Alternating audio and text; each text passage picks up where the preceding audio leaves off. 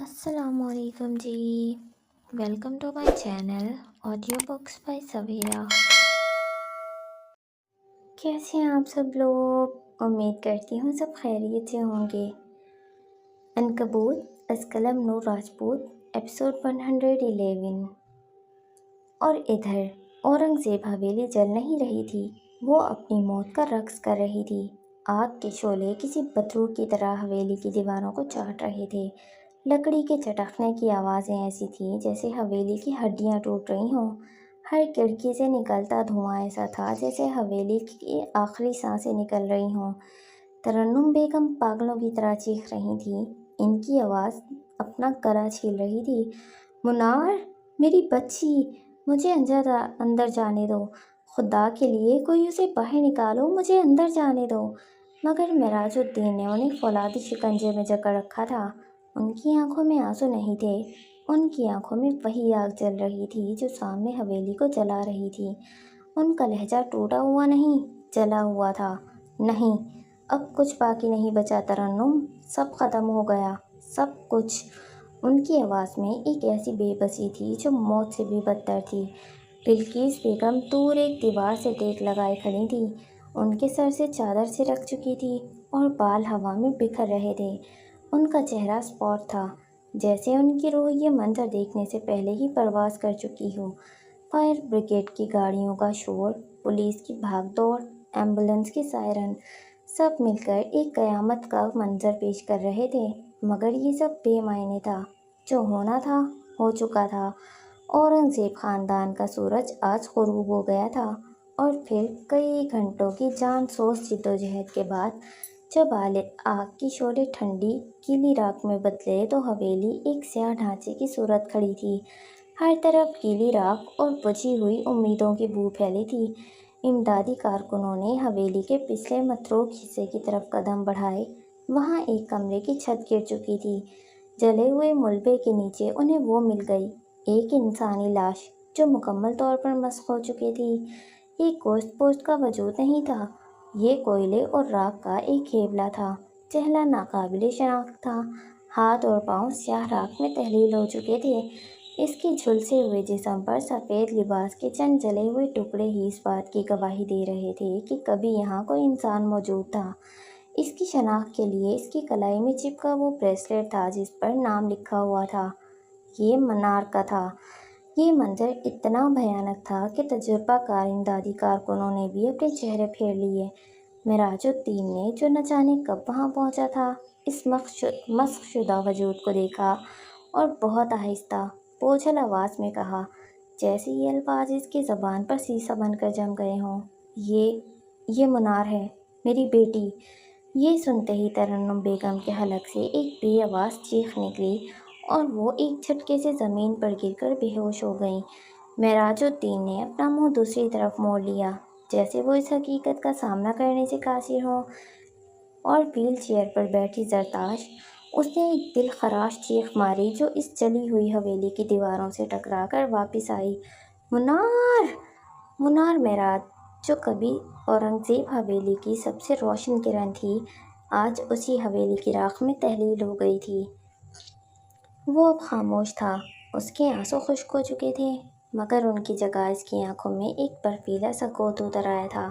اس کے اندر کی آگ بجھی نہیں تھی، وہ اب ایک ایسی سرد آگ میں بدل چکی تھی جو باہر سے نظر نہیں آتی، مگر اندر ہی اندر انسان کو بھسم کرتی رہتی ہے۔ میں نے اپنی سب سے قیمتی چیز کھو دی جعفر انکل، وہ مجھے بہت پسند تھی، وہ دھیرے سے اپنے آپ سے مخاطب ہو کر بولا، اور وہ چیز میں نے خود اپنے ہاتھوں سے توڑ دی۔ اس کی آواز میں اب پچھتاوا نہیں، ایک بھیانک اقرار تھا۔ اس نے صرف منار کو نہیں، اپنے اندر کے انسان کو بھی توڑ دیا تھا۔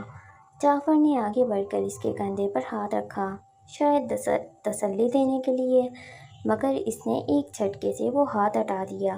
مجھے اکیلا چھوڑ دیں۔ اس کے لہجے میں اب درخواست نہیں، حکم تھا۔ ایک ایسی سرد مہری تھی جو جعفر جیسے شخص کو بھی لرزا گئی۔ جعفر ایک قدم پیچھے ہٹا اور اندھیرے میں تحلیل ہو گیا۔ وہ اب اس ویران کمرے میں اکیلا تھا، بالکل اکیلا، جہاں رات کی وحشتناک خاموشی اور اس کے ضمیر کی ابدی چیخیں ایک ساتھ گونج رہی تھیں۔ کہیں دور آسمان پر بادل گرجے، ایک زوردار کڑکڑاہٹ، جیسے آسمان نے بھی اس فیصلے پر مہر لگا دی ہو۔ منار معراج مر چکی تھی، مگر اس کی موت رئیس کی زندگی کی سب سے طویل، سب سے تاریک قید بن چکی تھی۔ منار معراج کا برا سایہ آج سے اس پر قبضہ کرنے والا تھا۔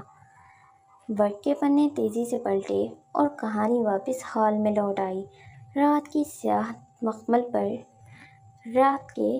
مخمل پر گاڑی یوں رواں تھی جیسے کوئی خوابیدہ خیال ہو۔ باہر شہر کی روشنیاں دھندلے نقوش کی طرح پیچھے بھاگ رہی تھیں، مگر فجر کی دنیا گاڑی کے اندر اس ایک وجود پر آ کر ٹھہر گئی تھی۔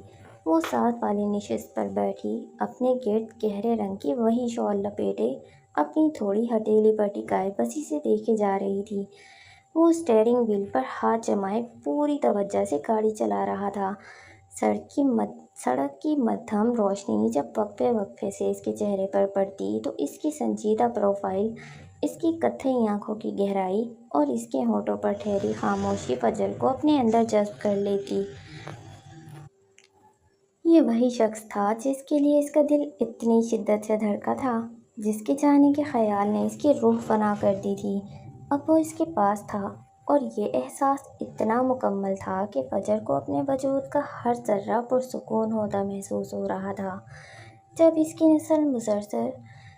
اس کی مسلسل نظروں کی تپش سے اسے محسوس ہوئی تو اس نے نگاہیں سڑک پر ہی مرکوز رکھتے ہوئے دھیمے شرارتی لہجے میں کہا، ایسے مت دیکھیں بیگم، ایکسیڈنٹ ہو جائے گا۔ اس کی آواز کی کھنک پر وہ بے ساختہ ہنس دی، وہ ہنسی جو آنسوؤں سے بھیگی ہوئی تھی، مگر اس میں اب اذیت نہیں، سکون تھا۔ اس کی پلکیں اب بھی نرم تھیں۔ تم نے کہا تم میرا انتظار کر رہے تھے؟ اس نے کچھ دیر بعد سرگوشی کی۔ اگر میں نہ آتی تو؟ مجھے یقین تھا تم آؤ گی۔ اس کے لہجے میں کوئی شک نہیں تھا، بس ایک ٹھہرا ہوا غیر متزلزل ایمان تھا۔ نہ آتی تو؟ اس نے ضد کی۔ اسے اس یقین کی بنیاد جاننی تھی۔ ایسا ہو ہی نہیں سکتا تھا۔ اس نے نفی میں سر ہلایا۔ تمہیں اتنا یقین کیوں تھا؟ اس بار ولی نے ایک لمحے کے لیے رخ موڑ کر اسے دیکھا۔ اس کی آنکھوں میں ایک ایسی گہرائی تھی جس نے فجر کو ساکت کر دیا۔ پھر اس نے دوبارہ سامنے دیکھتے ہوئے جواب دیا، تم میرا مقدر ہو فجر، اور اللہ کسی ایک کا رزق دوسرے کو نہیں دیتا۔ اس کے الفاظ فجر کے دل میں تیر کی طرح نہیں، ایک ٹھنڈی میٹھی فوار کی طرح اترے۔ وہ ساکت رہ گئی۔ اس ایک جملے نے اس کے سارے شکوے، سارے خوف بہا دیے تھے۔ گاڑی اب رئیس مینشن کے بلند و بالا گیٹ کے سامنے کھڑی تھی۔ سفید محل، خوابوں جیسا حسین، مگر اس وقت ان کے لیے کسی امتحان گاہ سے کم نہ تھا۔ اور کوئی سوال؟ اس نے فجر کی طرف رخ کرتے ہوئے نرمی سے پوچھا۔ بہت سارے ہیں، اس نے اپنی سوچوں سے نکلتے ہوئے کہا۔ بعد میں پوچھوں گی۔ وہ بس اتنا ہی کہہ پائی۔ خود کار گیٹ ایک بے آواز ترتیب سے کھلتے چلے گئے اور گاڑی اندر داخل ہو گئی۔ کچھ دیر بعد وہ لمبی روشن روش پر چلتے ہوئے اندر کی جانب بڑھ رہے تھے۔ فجر کا دل کسی پرندے کی طرح پسلیوں میں پھڑپھڑا رہا تھا۔ ایک انجانا خوف اس کی ٹانگوں کو بے جان کر رہا تھا۔ یہ محسوس کرتے ہوئے ولی نے مضبوطی سے اس کا ہاتھ اپنے ہاتھوں میں تھام لیا۔ اس کا لمس ایک وعدہ تھا، ایک ڈھارس تھی کہ وہ اکیلی نہیں ہے۔ وہ ڈرائنگ روم عبور کرتے ہوئے سفید براق ماربل پر پاؤں دھرتے لاؤنج میں داخل ہوئے۔ لاؤنج میں کام کا ماحول تھا۔ عروضہ اور مراد صوفوں پر بیٹھے لیپ ٹاپس اور فائلوں میں الجھے ہوئے تھے۔ رئیس ان کے سامنے کھڑا کسی کاروباری معاملے پر ہدایات دے رہا تھا کہ ان کی نظر داخلی راستے پر پڑی اور وہ ٹھٹک گئے۔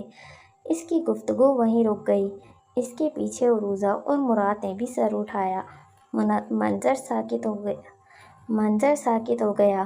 ولی اور فجر ہاتھ میں ہاتھ ڈالے قدم بقدم ان کی جانب بڑھ رہے تھے۔ ولی کا چہرہ پرعزم تھا، مگر فجر کی آنکھوں میں ایک خوف کی پرچھائی تھی۔ رئیس کا چہرہ غصے کی شدت سے سرخ پڑ گیا۔ عروضہ کی آنکھوں میں ولی کو یوں فجر کے ساتھ دیکھ کر ایک واضح درد ابھرا، جبکہ مراد کے چہرے پر شدید حیرانی کے تاثرات تھے۔ اسے یہاں کیوں لائے ہو؟ اس کی کڑک دار گرجتی ہوئی آواز نے لاؤنج کی خاموشی کو توڑا۔ سوال ولی سے تھا، مگر نظریں فجر پر تھیں، جیسے کوئی ناپسندیدہ ناقابل قبول شے ہو، جیسے وہ کوئی ناپسندیدہ ناقابل قبول شے ہو۔ اس سے پہلے کہ ولی کچھ کہتا، فجر نے اس کا ہاتھ ہلکے سے دبایا، اسے چپ رہنے کا اشارہ کرتے ہوئے ایک قدم آگے بڑھایا۔ اس نے اپنی نظریں سیدھی رئیس کی آنکھوں میں مرکوز کیں۔ اس کی آواز میں اب خوف نہیں، ایک اٹل فیصلہ تھا۔ آپ نے کہا تھا مجھے اپنی پہچان چننی چاہیے۔ اس نے ایک لمحے کا وقفہ لیا اور پھر پورے اعتماد سے اپنا جملہ مکمل کیا۔ میں نے اپنی پہچان چن لی ہے بگ بی۔ اس کا جواب ایک اعلان تھا، ایک بغاوت تھی، اس سفید محل کے پرسکون دیواروں سے ٹکراتی ہوئی ایک گونج جس نے وہاں موجود ہر شخص کو ساکت کر دیا تھا۔ اس کا جملہ لاؤنج کی بھاری فضا میں ایک چیلنج کی طرح معلق رہ گیا۔ خاموشی اتنی گہری تھی کہ جیسے وقت تھم گیا ہو۔ رئیس کے چہرے پر ابھرنے والا شدید غصہ ایک لمحے میں سرد مہلک سکوت میں بدل گیا۔ اس کی آنکھوں کی آگ بجھی نہیں تھی، بلکہ ایک ایسے نقطۂ نظر پر مرکوز ہو گئی تھی جو کسی بھی لمحے بھڑک کر سب کچھ جلا سکتا تھا۔ اس نے فجر کو نظر انداز کیا، جیسے اس کا وجود اس قابل ہی نہ ہو کہ اسے مخاطب کیا جائے۔ اس کی تمام تر توجہ ولی پر تھی۔ ولی! ان کی آواز پرسکون تھی، مگر اس پرسکون سطح کے نیچے لاوا پک رہا تھا۔ اسے یہاں سے لے جاؤ، یہ حکم تھا، ایک ناقابل تردید حکم۔ ولی نے ایک قدم آگے بڑھ کر فجر کا ہاتھ تھام لیا۔ یہ ایک اعلان تھا، اس کا یہ عمل رئیس کے ضبط کی آخری حد کو چھو گیا۔ درخواست کر رہے ہیں تو معذرت خواہ ہوں، حکم دے رہے ہیں تو افسوس کروں گا۔ احکامات اس کی کمزوری تھے، دھجیاں اڑانا اس کی عادت۔ میں اپنی بیوی کو نہیں چھوڑ سکتا، آپ کو ہمیں اپنانا ہوگا، یہ ہمارا خاندان نہیں ہے۔ رئیس نے دو ٹوک کاٹدار لہجے میں کہا، یہاں دشمنوں کی کوئی جگہ نہیں، اسے لے جاؤ اور اس گھر میں دوبارہ قدم مت رکھنا جب تک یہ تمہارے ساتھ ہے۔ ہر لفظ ایک پتھر کی طرح تھا جو وہ ان دونوں پر برسا رہے تھے۔ فجر کا دل ڈوب رہا تھا، وہ خوف پھر سے حاوی ہونے لگا تھا، مسترد کیے جانے کا خوف۔ میں اسے نہیں چھوڑ سکتا۔ اس کی آواز بلند نہیں، مگر اس میں چٹان جیسی مضبوطی تھی۔ کیوں نہیں چھوڑ سکتے؟ ایک عورت ہی تو ہے، ایک عام عورت، وہ عام عورت جس پر وہ خود سلطنت لوٹا سکتا تھا۔ عام عورت نہیں بگ بی، یہ میرا سرمایہ ہے، میں نے بہت مشکل سے کمایا ہے۔ یہ رئیس کی اپنی زبان تھی، کاروبار کی زبان، نفع نقصان کی زبان۔ ولی نے اسی زبان میں جواب دے کر اسے ساکت کر دیا۔ ایک لمحے کے لیے اس کے چہرے پر حیرت کی لہر دوڑی جو فوراً ہی گہرے غصے میں بدل گئی۔ اس نے اپنی زندگی میں کبھی ایسی کھلی بغاوت نہیں دیکھی تھی، اور وہ بھی اس سے جسے اس نے اپنا سب کچھ دیا تھا۔ اس سے پہلے کہ رئیس کچھ اور کہتا، فجر ولی کے پہلو سے آگے آئی۔ اس کی آنکھیں نم تھیں، مگر قدم ثابت تھے۔ پلیز مجھے قبول کر لیں، مجھے ہمارے گھر سے نہ نکالیں، میں آپ کو کبھی شکایت کا موقع نہیں دوں گی۔ یہ سنتے ہی عروضہ اور مراد اٹھ کھڑے ہوئے۔ وہ مزید یہاں نہیں ٹھہر سکتے تھے، خاص طور پر عروضہ۔ وہ مراد کے ہمراہ باہر نکل گئی۔ اب اس وسیع و عریض لاؤنج میں صرف 3 وجود باقی تھے، ایک بادشاہ اور 2 باغی۔ ان کے جانے سے ماحول کی دہشت مزید بڑھ گئی۔ رئیس نے ایک قدم آگے بڑھایا، وہ فجر کے بالکل قریب آ گیا۔ اس کی آنکھوں میں اب کوئی جذبہ نہیں تھا، صرف ایک بے رحم حقیقت تھی۔ تمہیں کیا لگتا ہے؟ اس کی آواز زہر میں بجھی ہوئی تھی۔ تمہارے آنسو تمہاری بہن کے گناہوں کو دھو ڈالیں گے؟ یہ رئیس مینشن ہے فجر معراج، یہاں اصولوں پر سودے بازی نہیں ہوتی، اور میرا اصول یہ ہے کہ میں سانپ کو اپنے گھر میں دودھ نہیں پلاتا۔ فجر نے بے یقینی سے اسے دیکھا۔ میں سانپ نہیں ہوں، وہ ہولے سے بڑبڑائی، جبکہ رئیس اس سے رخ موڑ کر ولی کی طرف متوجہ ہوا۔ اس کا لہجہ اب مایوسی اور اذیت میں گندا ہوا تھا۔ اور تم؟ اس نے ولی کی طرف انگلی اٹھائی۔ تمہیں میں نے اپنا نام دیا، اپنی پہچان دی، اورنگزیب نام کی طاقت دی تاکہ تم سر اٹھا کر جی سکو، اور تم نے کیا کیا؟ تم نے اسی دشمن کو میرے سامنے لا کھڑا کیا جس سے مجھے نفرت ہے۔ ولی خاموش کھڑا تھا، اس کا چہرہ ہر جذبے سے عاری تھا، مگر اس کی آنکھیں اس اندرونی جنگ کی گواہی دے رہی تھیں جو وہ لڑ رہا تھا۔ رئیس کی آواز اب بلند ہو رہی تھی، ان میں سالوں کا مان، محبت اور اب کی شدید تکلیف شامل تھی۔ میں نے سوچا تھا تم میری میراث ہو، میرا فخر ہو، مگر تم تو آخرکار افق کی اولاد ہی نکلے، بے وفا، دھوکے باز۔ یہ آخری جملہ ایک بم کی طرح گرا۔ یہ صرف ایک الزام نہیں تھا، یہ اس کے پورے وجود کی نفی تھی۔ یہ اسے بتانے کے مترادف تھا کہ وہ اس کا حصہ نہیں، اس خاندان کا حصہ نہیں۔ اس کی ماں دھوکے باز تھی۔ یہ وہ گہرا زخم تھا جو رئیس اسے دے سکتا تھا۔ میں بے وفا نہیں ہوں بگ بی، میں نے کوئی دھوکہ نہیں دیا، وہ ضبط کیے لہجے میں بولا۔ اچھا؟ رئیس استہزائیہ کہتے اس کی جانب بڑھا۔ اس نے عین سامنے کھڑے ہوتے ولی کو گہری نظروں سے دیکھا اور پھر اسے گدی سے پکڑ کر اس کا چہرہ قریب کیا۔ تو پھر ثابت کرو، میرا حکم مانو، محبت کے سامنے نہیں، میرے سامنے جھکو ولی، ثابت کرو۔ وہ سب کے آخری مراحل میں تھا، جبکہ ولی یوں ہی ساکت کھڑا کرا تھا۔ پھر اس کی آواز سنائی دی، میں برداشت کرتا ہوں، چپ رہتا ہوں، زخم کھاتا ہوں، ساتھ نبھاتا ہوں، معاف بھی کر دیتا ہوں، مگر میں جھکتا نہیں ہوں۔ میں ولی ہوں، میں کسی فریب کے آگے، کسی طاقت کے سامنے نہیں جھکتا۔ میری پیشانی صرف اس کے حضور جھکتی ہے جس نے میرے دل کو حوصلہ دیا۔ اس کے الفاظ کسی بھی قسم کے خوف اور وحشت سے پاک تھے۔ چند لمحے یوں ہی گزر گئے اور پھر رئیس نے اسے ایک جھٹکے سے چھوڑ دیا۔ اب وہ چند قدم پیچھے کھڑا تھا، دونوں کو ایک نظر دیکھا اور پھر ہنس دیا۔ اس کا قہقہا رئیس مینشن کی در و دیوار میں گونج گیا۔ دونوں کو ہنستے ہوئے تعصب سے دیکھا، پھر وہ سیڑھیوں کی جانب بڑھ گیا۔ چلے جاؤ یہاں سے، اور آئندہ مجھے اپنی شکل میں دکھانا۔ اس کا حکم گونج کر رہ گیا، جبکہ فلی اور فجر کا دل ڈوب رہا تھا۔ ہم آپ کو نہیں چھوڑ سکتے، سنا آپ نے؟ ہم نہیں چھوڑ سکتے، آپ کو ہمیں اپنانا ہوگا۔ اس کے حکم کو توڑتی فجر کی آواز گونجی، خود اور ہمیں تکلیف پہنچا کر آپ کے اصول میوزیم میں نہیں رکھے جائیں گے۔ وہ حلق کے بل چلائی، پتہ نہیں وہ اتنا ضدی کیوں تھا۔ Get out!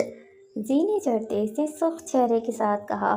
اندر اتنی آگ تھی، یوں لگ رہا تھا جیسے ابھی سب خاک ہو جائے گا۔ وہ دونوں اپنی اپنی جگہ کھڑے رہے اور پھر آخری زینے پر پہنچ کر وہ رکا۔ یاد آیا، وہ پلٹا، تمہارے لیے ایک سرپرائز ہے۔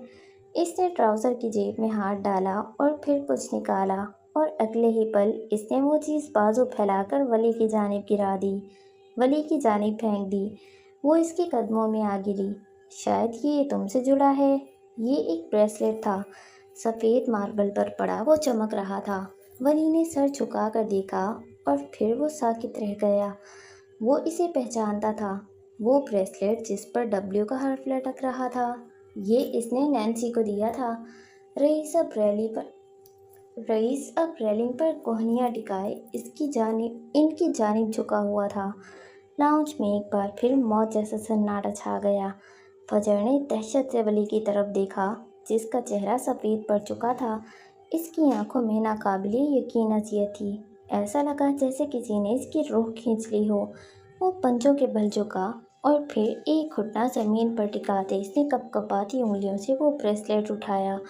اس کے ہاتھ سفید پڑ چکے تھے، آنکھیں دھندلا گئی تھیں۔ نینسی! ٹوٹی پھوٹی سی سرگوشی لبوں سے آزاد ہوئی۔ فجر ساکت تھی، وہ مرنا نہیں چاہتی تھی، وہ جینا چاہتی تھی۔ رئیس کی بے رحم آواز گونجی، جبکہ ولی کا وجود طوفانوں کی زد میں تھا۔ اس نے ہونٹ بھینچ لیے، بریسلیٹ اب اس کی انگلیوں میں چمک رہا تھا، اور پھر ایک ٹھنڈا تاثر اس کے رگ و پے میں سرایت کر گیا۔ لہراتے ہوئے گاؤن کی سرسراہٹ اس کی سماعت سے ٹکرائی۔ وہ آ گئی تھی، وہ سفید حیولہ واپس آ گیا تھا۔ وہ اس کے عین پیچھے کھڑی تھی، بھیگی ہوئی۔ ولی کو اپنے سینے کے مقام پر شدید جلن کا احساس ہوا، دل کی ہتھوڑے مار مار کر روئے۔ رئیس گردن اکڑائے اسے دیکھ رہا تھا، جبکہ فجر ساکت تھی، یوں جیسے جم گئی ہو۔ وہ نینسی کو جانتی تھی، مگر کیا اس کی موت میں رئیس کا ہاتھ تھا؟ یہ کیسا سچ تھا؟ بھیانک! ولی کی آنکھوں کے گوشے بھیگنے لگے۔ ایک ناقابل بیان تکلیف پھیلتی جا رہی تھی۔ وہ ابھی تک اسی پوزیشن میں تھا۔ فجر بے ساختہ اس کی جانب بڑھی اور پھر گھٹنے فرش پر ٹکاتے اسے بازو سے تھام لیا۔ ولی کا وجود ہولے ہولے لرز رہا تھا۔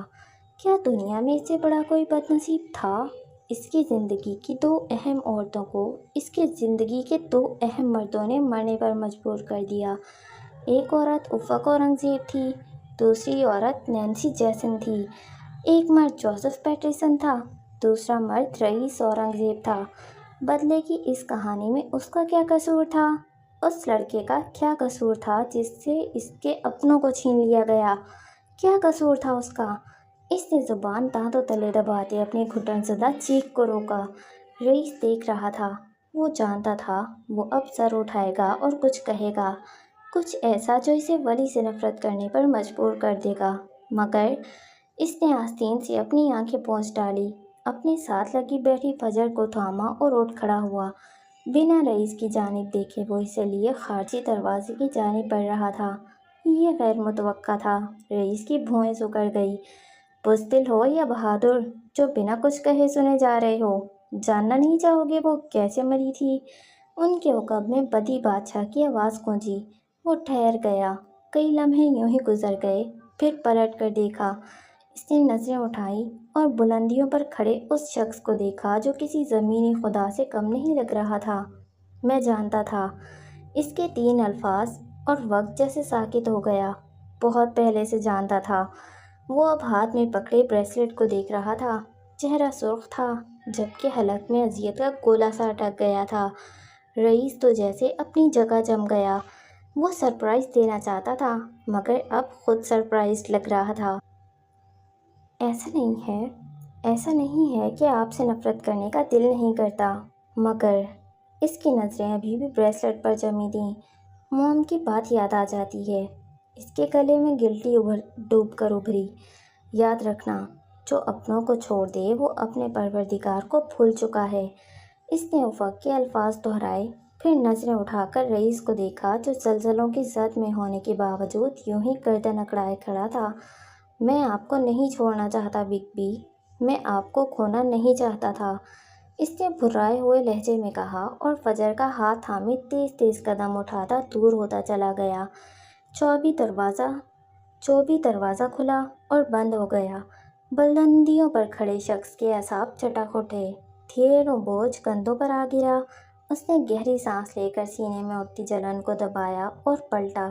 زرتاش اپنی ویل چیئر پر اس کے عین پیچھے کھڑی تھی۔ ایک لمحے کو دونوں کی نظریں ٹکرائیں۔ زرتاش کی آنکھوں میں نفرت ہی نفرت تھی، جبکہ رئیس کی آنکھیں شکووں سے لبریز، بے بسی سے بھیگی، کچھ کہنے کے لیے بے قرار، مگر پھر بھی چپ تھیں۔ ان میں وہ سارے دکھ تیر رہے تھے جو برسوں سے انکہے تھے، منار کے لیے، فجر کے لیے، ولی کے لیے، اور شاید خود اپنے لیے بھی۔ ان آنکھوں میں اقتدار کی تھکن تھی، فیصلوں کا بوجھ، اور ایک خالی پن، جیسے وہ ساری دنیا کا مالک ہو کر بھی کچھ نہ رکھ سکا ہو۔ وہ جا چکا تھا۔ لمحے بھر کو زرتاش اپنی جگہ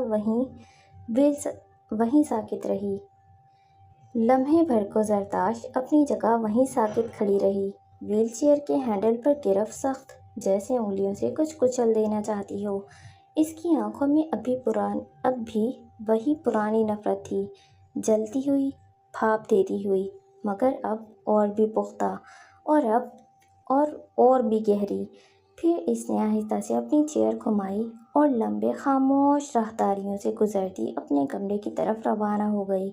ہر پہیہ جیسے زمین پر کوئی فیصلہ لکھ رہا تھا۔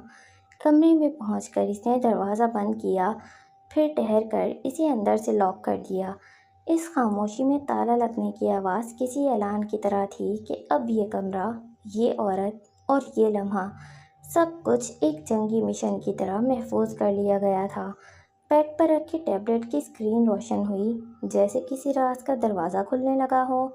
چند لمحوں کی انگلیوں کی حرکت کے بعد ویڈیو کال کا آئیکن جگمگایا اور پھر وہ لرزتی سی اسکرین اچانک مستحکم ہو گئی۔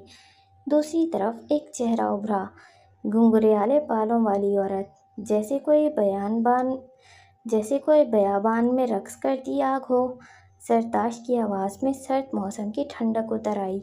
रईस ने आज वली को भी निकाल दिया, वो यूं बोली जैसे किसी नदी का आखिरी कतरा पत्थर पर गिरा हो।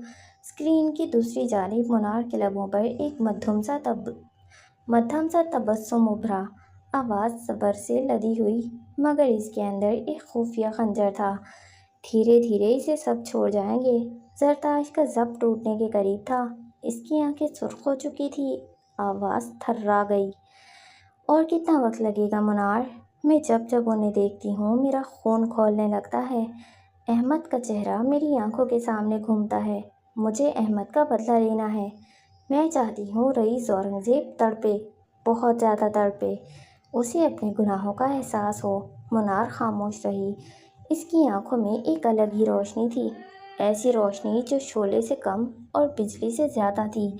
वो कुछ न बोली, मगर इसकी खामोशी ही सब कुछ कह रही थी।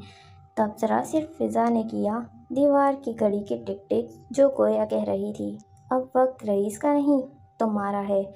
कमरे में रोशनी मद्धम पड़ती जा रही थी, मगर मुनार की आंखों की चमक बढ़ती जा रही थी। जिस शख्स ने अपनी जंग में कभी औरतों का नहीं घसीटा था, उसकी तबाही में सबसे बड़ा हाथ इसकी अपनी औरतों का था। नवंबर की उस सर्द रात ने शहर को अपनी लपेट में ले रखा था। गहरी स्याही में डूबी सड़कें और बुलंद दोबारा इमारतों पर चमकती मध्यम लाइट्स जैसे किसी खामोश कहानी का हिस्सा हों। मगर शहर के महंगे तरीन हस्पताल के कमरे 709 में एक और ही कहानी लिखी जा रही थी। रात की स्याही का अक्ष शीशे की बड़ी खिड़की से कमरे में दाखिल हो रहा था और अंदर की मस्नूई रोशनी से मिलकर एक अजीब सा अंधेरा फैला रहा था। रूही का जिस्म बिस्तर पर बेजान सा पड़ा था। इसके चेहरे पर पड़ने वाली रोशनी इसके गालों के गढ़ों और आंखों के नीचे से हलकों को मजीद गहरा कर रही थी। वो बच्ची जो मकड़ियों की शौकीन थी, आज उसी की तरह अपने जाल में कैद थी। इसके बिस्तर के करीब मेज़ पर एक छोटा सा शीशे का जार रखा था, जिसमें एक मकड़ी ने अपना जाल बुन रखा था। वो घंटों इसे देखती रहती, इसके तारीक वजूद में एक अजीब सी राहत तलाश करती थी, क्योंकि वो भी इसी की तरह तन्हा और कैद थी। सफदर इसके करीब कुर्सी पर बैठा इसका सर हाथ थामे हुए था। रूही के दूसरे हाथ में आईवी कॉमिक बुक थी, वो इसे पढ़कर सुना रही थी। कुछ देर पहले इसने रूही के लिए आधा सेब काटा था, जो अब मेज़ पर पड़ा सूख रहा था। अचानक दरवाजे का लॉक घूमा और ज़रका अंदर दाखिल हुई। इसकी खूबसूरत नफीस शख्सियत उस सर्द रात की रोशनी में भी चमक रही थी, मगर उसके चेहरे पर गहरी खफकी नुमायाँ थी। रूही को देखते ही इसकी भौहें तुन गई और इसकी नज़रें सीधी सफदर पर जा टिकीं। ये क्या मजाक है सफदर? वो अंदर आते ही तकरीबन चीखी। मैं कब से तुम्हें फ़ोन कर रही हूँ, तुम्हें कोई फ़र्क नहीं पड़ता? सफदर ने झटके से अपना हाथ रूही के हाथ से हटाया और फौरन उठ खड़ा हुआ। फ़ोन साइलेंट पर था। मैं रूही के साथ, और तुम्हारी दुनिया बस ये रूही है ना? इसकी आवाज़ अब और बुलंद हो चुकी थी। मैं कब से इंतज़ार कर रही हूँ कि तुम एक दिन मेरे लिए भी वक्त निकालोगे, मगर यहाँ तो हर चीज़ इसी के गिर्द घूमती है। शादी, वो भी शायद किसी दिन इसके जनाजे के बाद ही होगी। रूही का बदन साकित हो गया। इसके हाथ में थामी हुई किताब एकदम फिसलकर बिस्तर पर गिर गई। सफदर का चेहरा सर्द पड़ गया।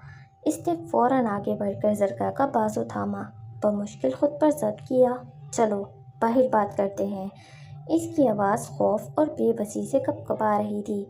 ज़रका ने एक बार फिर रूही को देखा। इसकी नज़र में गुस्से से ज़्यादा बेजारी थी। रूही का वजूद अब इसके लिए नफरत बन चुका था। इसी लड़की ने दोनों ख़ानदानों को मुसीबत में डाल रखा था। सफदर इसे तकरीबन घसीटते हुए कमरे से बाहर ले गया। दरवाज़ा बंद हुआ, मगर इसकी आवाज़ दीवारें रोक न सकी। मैं थक चुकी हूँ सफदर, मुझे तुमसे सब कुछ चाहिए, मुकम्मल। मगर तुम अब भी रूही को लिए बैठे हो। वो ठीक नहीं होने वाली, सब मान चुके हैं, तुम कब मानोगे? बस करो ज़रका, वो मेरी बहन है, मेरी ज़िंदगी है, और मैं क्या हूँ? तुम्हारे लिए कुछ भी नहीं। वो भड़की। रूही की आंखें बंद थी, मगर इसके कानों में हर लफ्ज़ खंजर की तरह पेवस्त हो रहा था। वो चाहती थी कि ये सब झूठ हो, कि मकड़ियों के जाल की तरह कोई बुरा ख्वाब देख रही हो, लेकिन इसके अंदर का दर्द और धड़कन की लड़खड़ाहट इस बात की गवाही थी कि ये हकीकत था। इसके पास थे, मगर वो अपनी दुनिया में तन्हा रह गई थी, बिल्कुल इसी तरह जैसे इसके जाल में कैद मकड़ी। इसे महसूस हुआ जैसे वो भी मकड़ी के जाल की तरह एक ऐसी ज़िंदगी में उलझ गई थी जहाँ इसका वजूद दूसरों के लिए बोझ बन चुका है। इसकी आंखों के किनारों से बेआवाज़ आंसू बहने लगे, जो आहिस्ता आहिस्ता इसके कानों की जानिब बह रहे थे। वो बच्ची जो कभी बुलंद हौसला रखती थी, जो बहुत कुछ करना चाहती थी, आज सर्द नवंबर की रात में अपने वजूद को एक बेमायना जाल समझ रही थी, जिससे वो खुद को आज़ाद करना चाहती थी। और दरवाजे से बाहर सफदर और जरका की आवाज़ें आहिस्ता आहिस्ता ख़त्म होती गईं, मगर इनकी बास कश्त रूही के दिल में हमेशा के लिए कैद हो चुकी थी। इसके जीने की उम्मीद आहिस्ता आहिस्ता दम तोड़ रही थी, क्योंकि वो दूसरों पर बोझ बनकर नहीं जीना चाहती थी।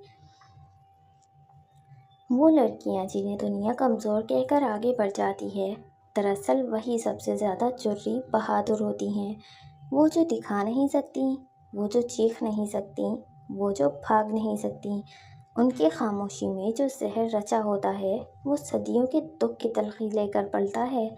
ये वो लड़कियां होती हैं जिन्हें मोहब्बत में रुसवाई मिली, इज्जत की गठरी समझकर कुर्बानी के लिए चुन लिया गया, ये ख़ानदान की गैरत का कफन पहना दिया गया। उनके अंदर एक मुसलसल सड़न होती है, जैसे कोई याद, कोई ज़ख़म, कोई बेआवाज़ चीख हर रात उनके अंदर दोबारा जन्म लेती है। उन लड़कियों के लिए दुनिया कभी नरम नहीं होती। उनकी माँ भी उनकी आंखों की नमी को ज़िद कह देती है, और बाप उसे गुस्ताखी समझता है। भाई गैरत के नाम पर उनका नाम मिटा देना चाहता है, और माशरा उन्हें एक बदनुमा दाग की तरह मिटाने पर तुला होता है। लेकिन वो अपनी शिकस्त के साथ जीने का हुनर सीखती है। ना वापसी का कोई दर्द होता है, ना वापसी का कोई डर होता है, ना माफ़ी का कोई दरवाज़ा। वो बस अपनी हार को अपनी सांसों में समोकर जीना सीखती हैं। वो खामोशी से अपने अंदर जहर खोलती हैं, और फिर इस जहर को अपनी आदत बना लेती हैं। उन्हें मोहब्बत ने नहीं मारा, मोहब्बत में मिलने वाली तन्हाई ने तोड़ा है। उन्हें उस वक्त मारा गया जब उनके ख्वाबों का मजाक उड़ाया गया, जब उनकी बातों को झूठ, उनकी आहों को ड्रामा और उनकी ज़ात को बोझ कहा गया। और फिर एक दिन वो लड़कियां, वो जहर खुर्दा परियां फिर भी ज़िंदा निकलती हैं। ना फतह का नारा, ना इनकलाब का वादा, बस एक खामोश, थकी हुई मगर मजबूत सांस जो ये कहती है, मैं जहर खुर्दा हूँ, मगर मैं ज़िंदा हूँ, और ये मेरी कहानी है। लकड़ी की मेज़ पर इसका लैपटॉप खुला था। स्क्रीन पर एक खाली वर्ड डॉक्यूमेंट झिलमिला रहा था, जैसे मुंतज़िर हो कि कोई ज़ख़म लफ्ज़ बनकर इस पर उतरे। बाहर ठंडी हवा में दरख्तों के पत्ते सरसराते थे, और अंदर पलक की सांसें धीमी रफ्तार से चलती थीं, जैसे वो खुद किसी अंदरूनी कर्ब की गवाही दे रही हों। इसने कीबोर्ड पर उंगलियां रखीं, फिर रोकीं, आंखें बंद की, जैसे कुछ याद कर रही हो। कोई मंजर, कोई आवाज़, शायद कोई लड़की, कोई जहर खुर्दा परी। फिर वो लिखने लगी। वो लड़कियां जिन्हें दुनिया कमज़ोर कहकर आगे बढ़ जाती है, दरअसल वही सबसे ज़्यादा जुर्री होती हैं। वो वापसी का रास्ता एक संगीन बोझल खामोशी में कटा। गाड़ी की रफ्तार पहले से धीमी थी, जैसे वो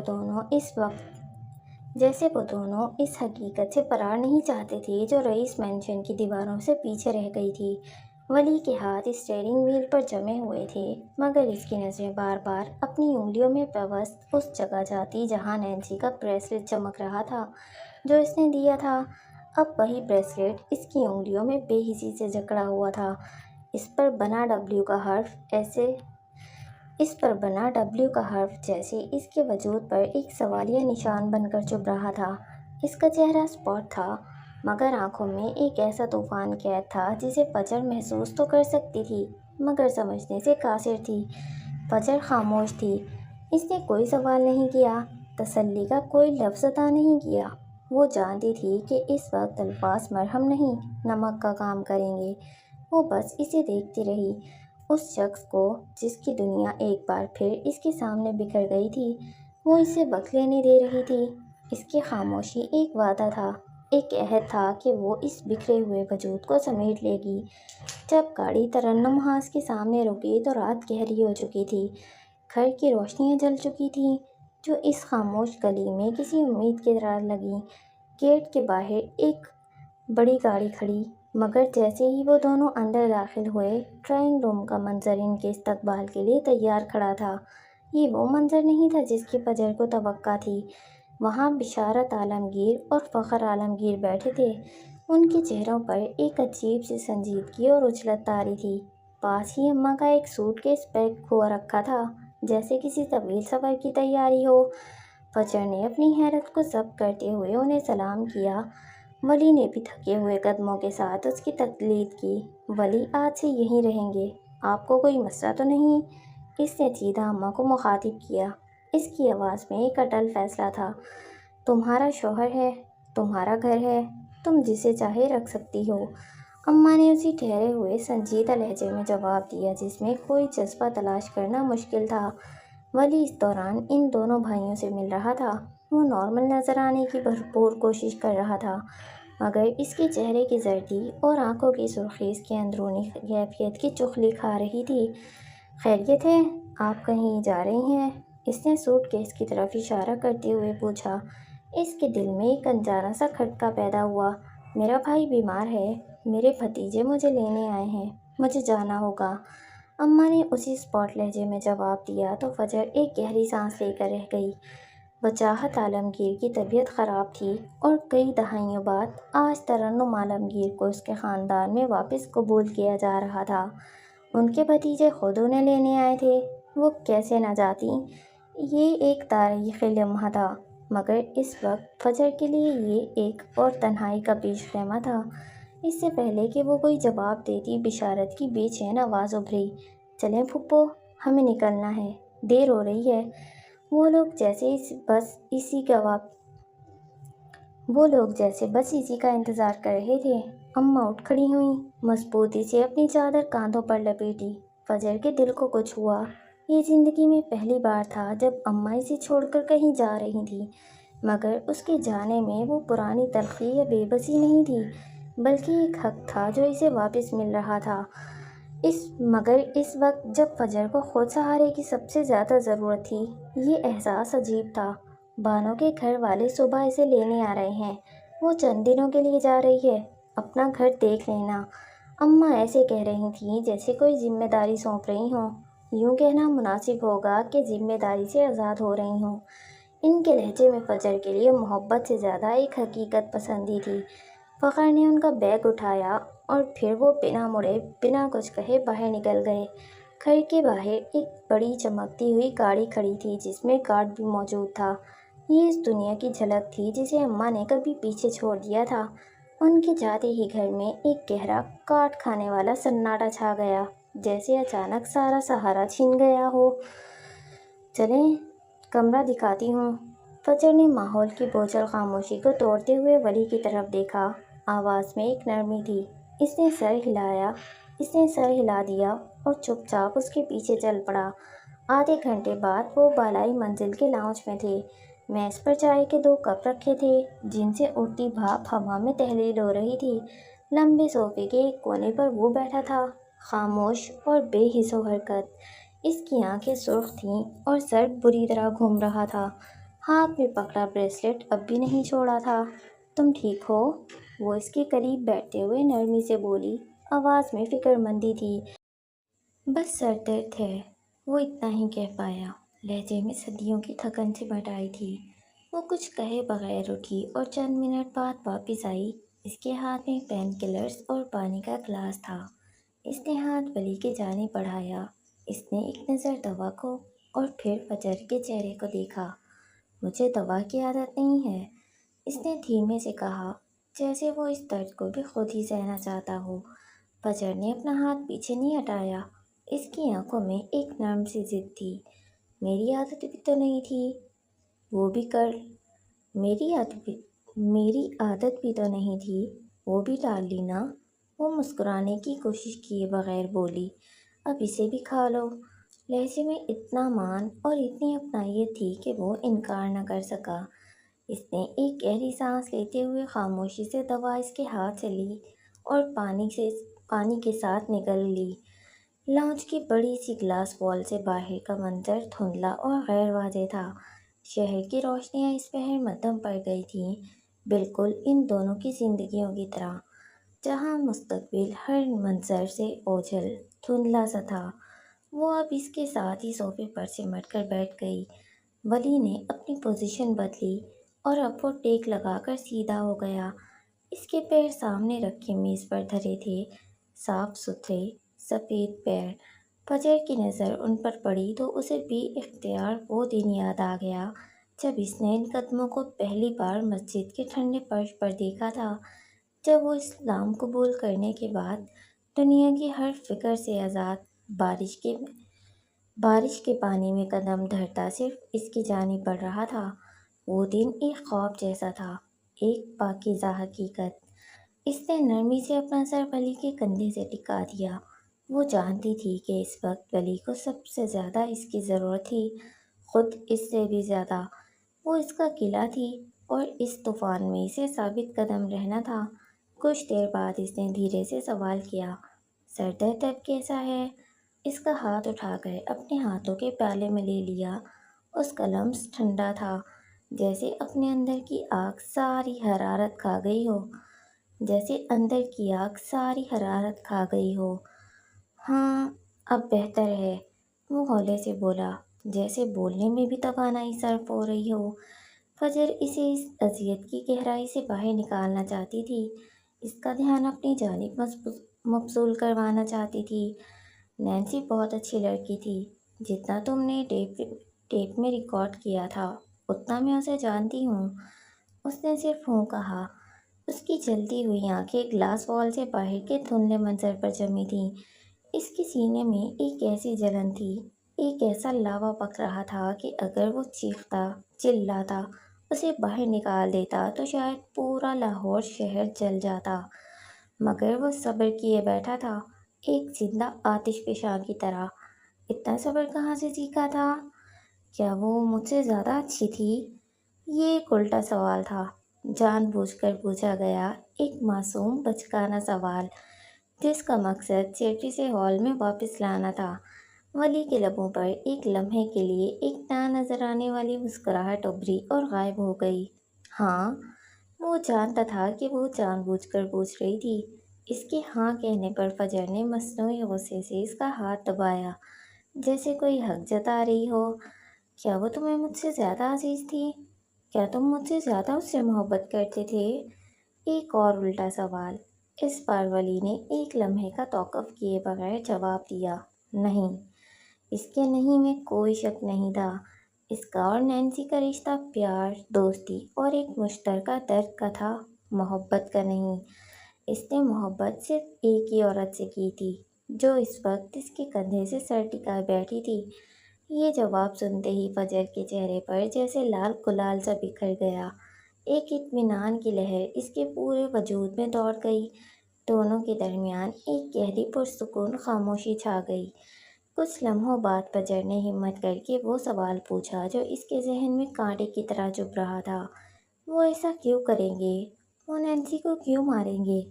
وہ یہ سوال پوچھتے ہوئے ڈر رہی تھی کہ کہیں اس کے زخموں کو پھر سے نہ کرید دے، مگر وہ پرسکون بیٹھا رہا۔ انہوں نے نینسی کو نہیں مارا۔ اس کے جواب پر فجر نے جھٹکے سے اس کے کندھے سے سر اٹھایا اور باقاعدہ اس کے چہرے کو دیکھا۔ وہ نشان زدہ گال، وہ سنجیدہ آنکھیں اس کے سامنے تھیں۔ ہاں، وہ اسے تکلیف پہنچانے میں شامل تھے، لیکن انہوں نے نینسی کو نہیں مارا۔ وہ پراعتماد تھا، اس کے لہجے میں ایک ٹھوس حقیقت تھی۔ وہ اسے دیکھتی رہ گئی۔ اگر اسے اتنا یقین تھا تو یہی سچ تھا۔ تو پھر احمد؟ اس نے بات ادھوری چھوڑ دی، جیسے کسی بھیانک سچ کے کنارے پر کھڑی ہو۔ ولی نے اس بار اپنا پورا اپنا رخ پوری طرح سے فجر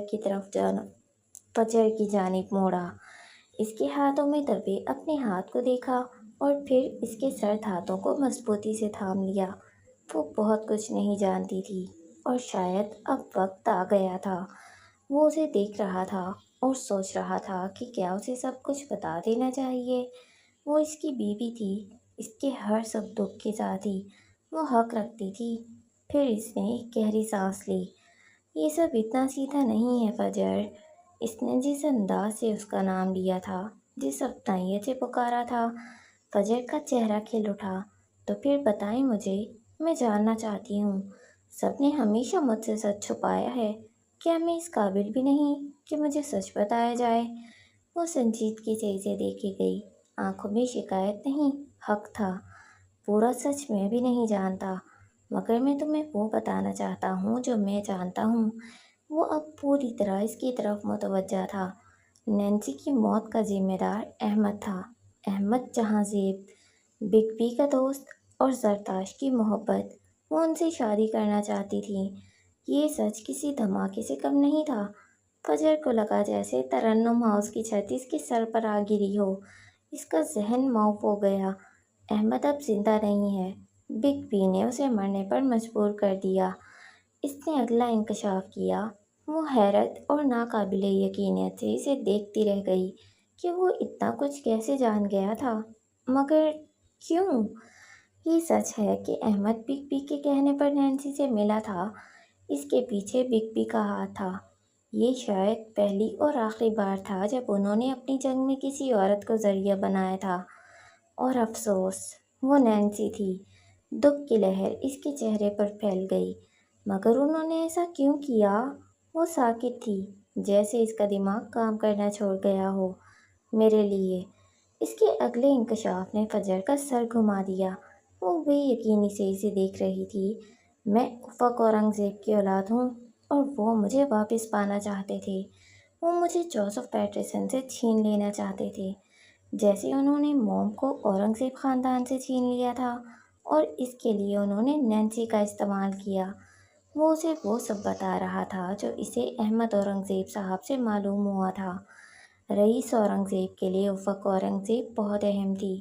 یہ سچ ہے کہ وہ موم کے چھوڑ جانے پر ٹوٹ گئے تھے، ان سے نفرت کرتے تھے، شاید آج بھی کرتے ہوں، مگر وہ تھی تو ان کی بہن ہی۔ جب وہ اس قابل ہوئے کہ افق کی نشانی کو واپس پا سکیں تو انہوں نے ایک منصوبہ بنایا۔ نینسی کا استعمال کیا گیا تاکہ مسٹر جوزف سے سودے بازی کر سکیں۔ انہیں ولیم جوزف ہر قیمت پر واپس چاہیے تھا، مگر پھر احمد نے دھوکہ دے دیا۔ کھیل الٹ گیا۔ نینسی ماری گئی۔ زرتاش، جو احمد سے شادی کرنا چاہتی تھی، ہمیشہ کے لیے ٹوٹ گئیں، اور احمد کو اپنے دھوکے کی سزا موت کی صورت میں ملی۔ یہی وجہ ہے کہ زرتاش اورنگزیب اپنے بھائی رئیس اورنگزیب سے شدید نفرت کرتی ہے۔ اس نے جتنا وہ جانتا تھا فجر کے سامنے کھول کر رکھ دیا۔ ہر سچ پچھلے سچ سے زیادہ بھیانک تھا۔ پوری کہانی سننے کے بعد لاؤنج میں ایک لمبی گہری خاموشی چھا گئی۔ فجر کے ذہن میں اب بھی ایک سوال تھا۔ تو انہوں نے آج ہمیں سچ کیوں نہیں بتایا؟ اس نے پوچھا۔ آخر رئیس نے خاموشی سے یہ کیوں ظاہر ہونے دیا کہ وہ نینسی کا قاتل تھا؟ ولی نے ایک تلخ تعصب بھری سانس لی، پھر فجر کے ہاتھوں پر اپنی گرفت مضبوط کی۔ ہمیں خود سے دور کرنے کے لیے۔ آواز میں ایک ایسی اذیت تھی جو رئیس اورنگزیب کے لیے تھی۔ کچھ لوگ اپنی غلطیوں کا بوجھ اٹھانے کے بجائے خود کو تنہا کر لیتے ہیں۔ وہ ہمیں تکلیف دے کر، خود سے نفرت کروا کر ہمیں اپنی زندگی سے نکالنا چاہتے تھے تاکہ انہیں اپنی ناکامی کا سامنا نہ کرنا پڑے۔ یہ ان کی خود ساختہ جلا وطنی ہے۔ اس نے فجر کے ہاتھوں کو اپنے ہاتھوں میں تھامے رکھا، جیسے وہ اسے آنے والے سچ کے طوفان کے لیے تیار کر رہا ہو۔ اور میں اس سب میں کہاں آتی ہوں؟ وجہ صرف یہ نہیں ہے کہ تم منار کی بہن ہو اور وہ اس لیے تمہیں قبول نہیں کر رہے، بلکہ… وہ ایک لمحے کو رکا۔ اس کی کتھئی آنکھوں میں ایک پیچیدہ گہری سنجیدگی تھی۔ ان کے دشمن بلکہ تمہارے اور ان کے کچھ مشترکہ دشمن ہیں۔ ایک عورت جو تمہارے اور ان کے ماضی سے جڑی ہے اور اس کا ساتھ زرتاش دے رہی ہیں۔ وہ بگ بی کو نقصان پہنچانا چاہتی ہیں اور ان سے بدلہ لینا چاہتی ہیں، اور وہ اس لیے تمہیں استعمال کرنا چاہتی ہیں۔ اس نے آخری جملہ ادھورا چھوڑ دیا، مگر اس کا مفہوم فضا میں ایک زہر کی طرح پھیل گیا۔ کوئی مجھے استعمال کیوں کرے گا؟ اس کی آواز میں خالص حیرانی تھی۔ وہ اس بڑی خطرناک شطرنج کی بساط پر اپنی حیثیت سمجھنے سے قاصر تھی۔ ولی نے اس کی آنکھوں میں جھانکا اور پھر وہ سچ بولا جس نے پل بھر کے لیے گھر کی ہر شے کو ساکت کر دیا، کیونکہ تم منار کی ہم شکل ہو۔ یہ جملہ کسی گونج کی طرح نہیں، بلکہ ایک سناٹے کی طرح اترا، ایک ایسا سناٹا جس میں اسے اپنے دل کی دھڑکن بھی سنائی دے رہی تھی۔ ایک ایسا سناٹا جس میں اسے اپنے دل کی دھڑکن بھی سنائی دینا بند ہو گئی۔ وہ مزید الجھ گئی تھی۔ ایک بار پھر اس کی اپنی شناخت، اس کا اپنا چہرہ ہی اس کے خلاف ایک ہتھیار تھا۔ یہ خوفناک حقیقت پیچھا کیوں نہیں چھوڑ رہی؟ کئی لمحے یوں ہی گزر گئے۔ پھر اس نے ایک لمبی سانس لی، جیسے بکھری ہوئی سوچوں کو مجتمع کر رہی ہو۔ اس کی آنکھوں میں اب الجھن نہیں، ایک اٹل فیصلہ تھا۔ میں بس اتنا جانتی ہوں، میں انہیں نہیں چھوڑوں گی۔ وہ مجھے جتنا مرضی ہرٹ کر لیں، میں انہیں نہیں چھوڑوں گی، میں انہیں نہیں چھوڑ سکتی۔ اس کی آواز میں ایک ایسی مضبوطی تھی جو ساتھ بیٹھے شخص کے دل میں اتر گئی۔ جو شخص بار بار اسے بچانے کے لیے مسیحا بن کر آیا تھا، وہ اسے اس کی جنگ میں اکیلا کیسے چھوڑ دیتی؟ میں بھی نہیں۔ ولی کے لبوں پر ایک ہلکی سی تھکی ہوئی مسکراہٹ ابھری۔ ہاں، میں ان سے ناراض ہوں، غصہ ہوں، ہرٹ ہوں۔ انہوں نے تکلیف دی ہے مجھے، پر تکلیف تو مجھے سب نے ہی دی ہے۔ جب میں باقیوں کو نہیں چھوڑ سکتا تو پھر انہیں کیوں؟ میں انہیں نہیں چھوڑ سکتا، ہم انہیں نہیں چھوڑیں گے۔ اس نے ہم پر زور دیتے ہوئے فجر کے ہاتھوں پر دباؤ ڈالا، اسے یقین دلایا کہ وہ اس سفر میں اکیلی نہیں ہے۔ جتنا اس کے لیے جاننا ضروری تھا، اتنا اس نے بتا دیا تھا۔ باقی سچ کی تلاش میں وہ خود ابھی تک سرگرداں تھا۔ یہ جال تھا کہ الجھتا جا رہا تھا۔ فجر اسے دیکھتی رہ گئی۔ اس ہیزل آنکھوں میں ولی کے لیے اب صرف محبت نہیں تھی، بلکہ ایک بے پناہ احترام ابھر آیا تھا۔ یہ شخص کس مٹی کا بنا تھا؟ تم نے یہ سب کیسے سیکھا؟ اس کی آواز ایک سرگوشی کی طرح ابھری۔ اپنوں کو معاف کرنا، اتنا درد سہ لینا، کیسے؟ تم نے سب کو کیسے معاف کیا؟ وہ اس راز کو جان لینا چاہتی تھی جس نے ولی کو ٹوٹ کر بکھرنے نہیں دیا تھا۔ ولی نے اپنی نظریں اس کے جڑے ہوئے ہاتھوں پر مرکوز کر لیں۔ اس کی آواز اب کسی گہرے کنویں سے آتی محسوس ہو رہی تھی، پرسکون اور ٹھہری ہوئی۔ ہم انہیں معاف نہیں کرتے، نہ ہی تعلق توڑتے ہیں، ہم بس انہیں اپنی زندگی کے اس نقشے پر وہیں رہنے دیتے ہیں جہاں وہ ہمیشہ سے تھے۔ ہم وقت کے ساتھ اپنے دل کو اتنا کشادہ کر لیتے ہیں کہ ان کی خامیوں اور غلطیوں کے بوجھ کو اٹھا سکیں۔ یہ بوجھ کبھی مکمل طور پر اترتا نہیں، مگر قبولیت اسے سہنے کے قابل بنا دیتی ہے۔ یہ ایک دکھ بھرا سچ ہے، مگر یہ بہت سے گھروں کی کہانی ہے۔ یہ وہ رشتہ ہے جو ہمیں توڑ بھی سکتا ہے اور جوڑ کر مکمل بھی کرتا ہے، اور جس کے ساتھ جینا سیکھنا ہی شاید زندگی کے سب سے کٹھن اسباق میں سے ایک ہے۔ وہ ہولے سے بڑبڑایا تھا، مگر اس کے الفاظ فجر کی روح میں تیر کی طرح نہیں، نور کی طرح اترے تھے۔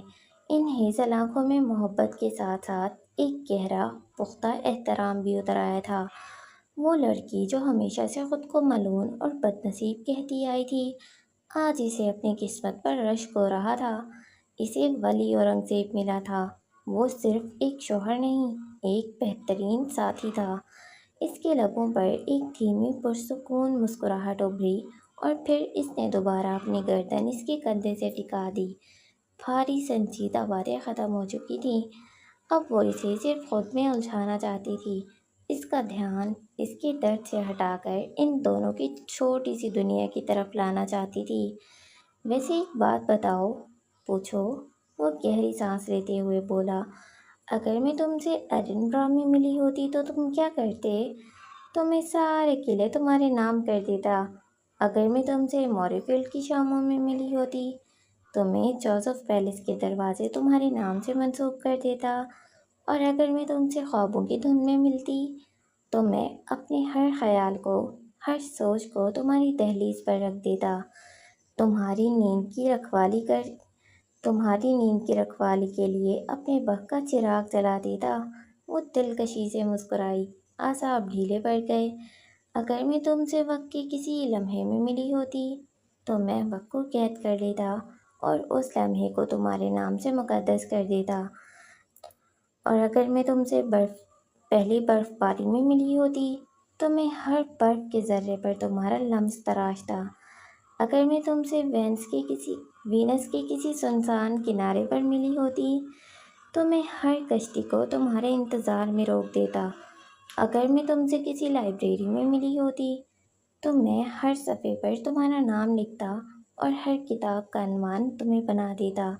وہ کھلکھلا کر ہنس دی۔ اس کی ہنسی خوبصورت اور مدھر تھی۔ ولی کے اندر جلتا لاوا بجھنے لگا۔ اگر مجھے تم پہلی بار ملنے پر پسند نہ آتے تو میں خود کو دوبارہ ایجاد کرتا، تمہاری پسند، تمہاری نظر، تمہارے لمس کے مطابق۔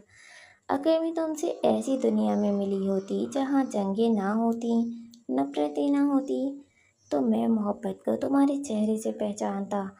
اگر میں تم سے اس زندگی کے بعد ملی ہوتی تو میں موت سے کہتا، ذرا ٹھہرو، اس بار مجھے جینا ہے، صرف اس کے ساتھ۔ اس کا ہر جواب فجر کا غرور بڑھا رہا تھا۔ وہ سرشار ہوتی جا رہی تھی۔ چلیں جی، آئی تھنک یہ ایپیسوڈ 1 گھنٹے سے زیادہ کا ہو گیا ہے، اسے میں یہیں پہ اینڈ کر رہی ہوں۔ باقی کا انشاءاللہ ہم یہیں سے نیکسٹ ایپیسوڈ میں کنٹینیو کریں گے۔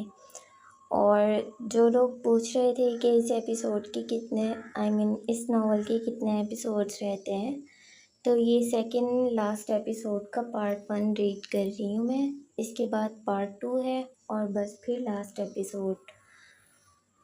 تو بس اتنے ہی ایپیسوڈ رہتے ہیں، اور مجھے نہیں پتا کہ اس میں سے میں کتنے ایپیسوڈ بناؤں گی، کیونکہ میرے فون میں 1 گھنٹے سے زیادہ بہت زیادہ ریکارڈ کرنے کی ایبیلٹی نہیں ہوتی۔